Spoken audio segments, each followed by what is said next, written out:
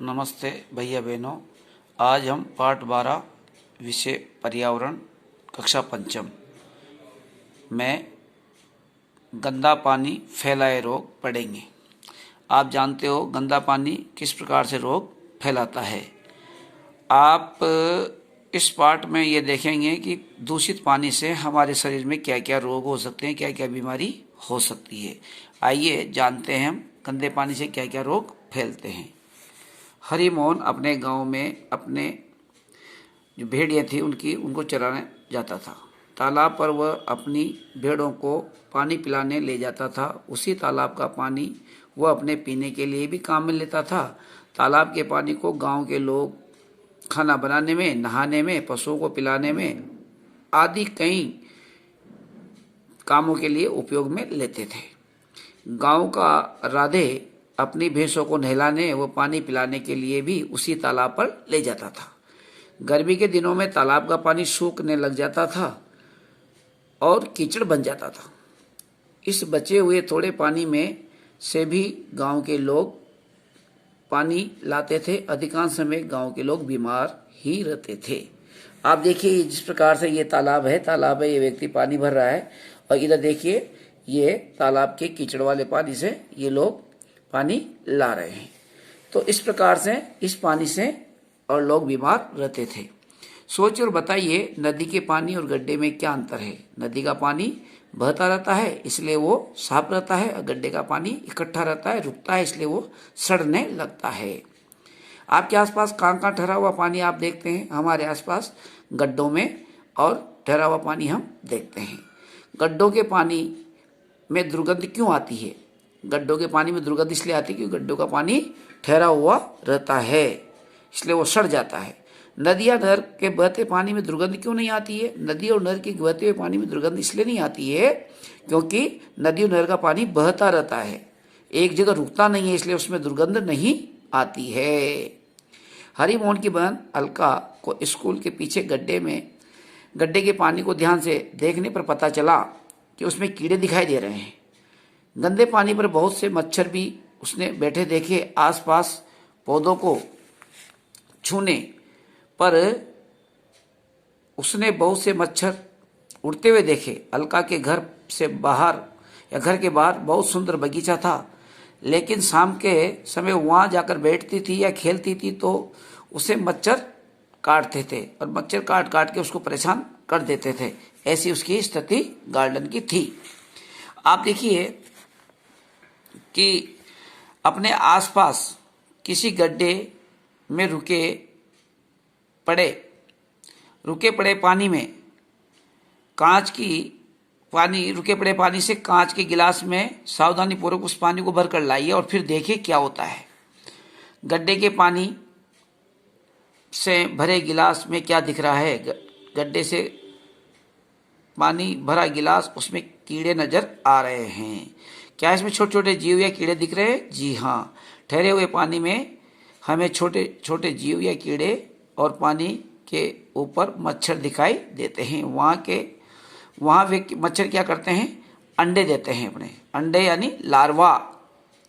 अंडे को क्या बोलते हैं? लार्वा बोलते हैं। छोटा मच्छर या मच्छर के बच्चे बोलते हैं। लार्वा निकलता है और लार्वा बड़ा होकर के मच्छर बन जाता है। राधे का भाई मोहित रोज शाम को बगीचे में खेलता रहता है। वहाँ मच्छर बहुत है। कल रात को उसे बहुत तेज ठंड लगी, बाद में तेज बुखार आ गया। एक बार तो उल्टी भी हो गई और फिर खूब पसीना आया तथा शरीर का तापमान कम हो गया।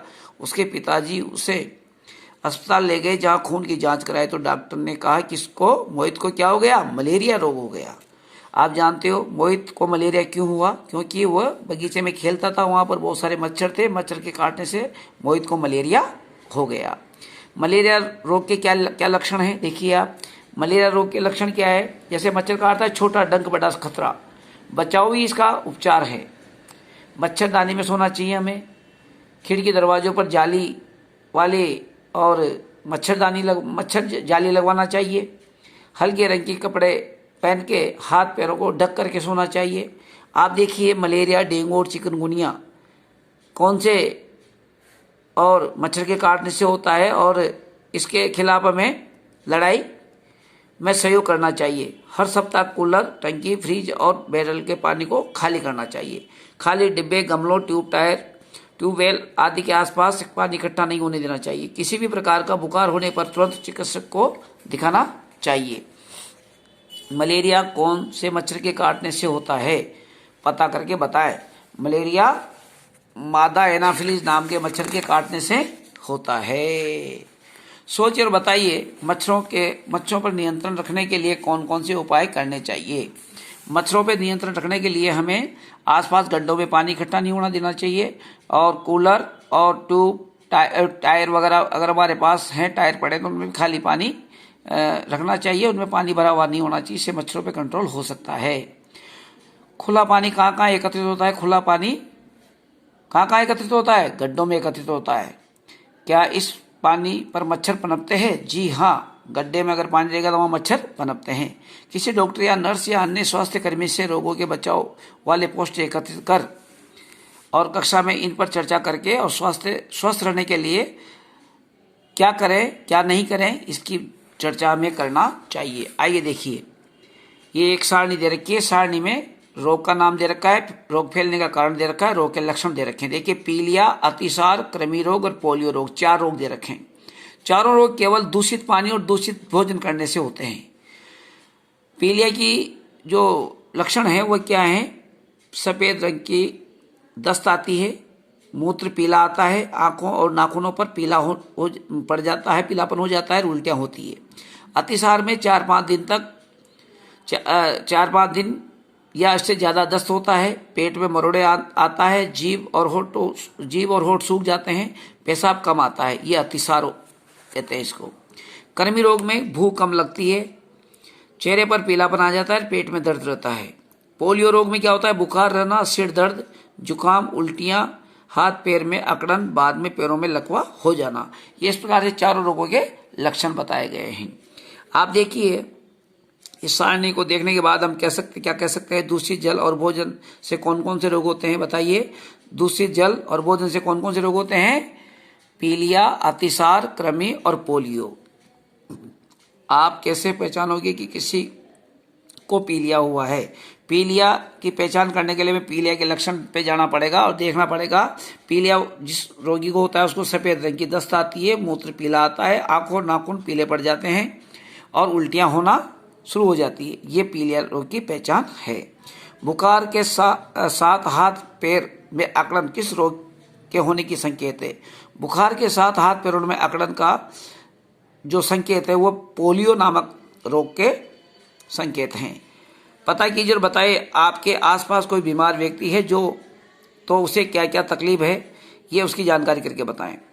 उसके लक्षणों के आधार पर कौन सा रोग हुआ है ये जानकारी करें, क्योंकि अपन ने सब बीमारियों के लक्षण ऊपर पढ़ लिए हैं। बातचीत करके पता करिए कि डॉक्टर ने कौन सा रोग बताया है।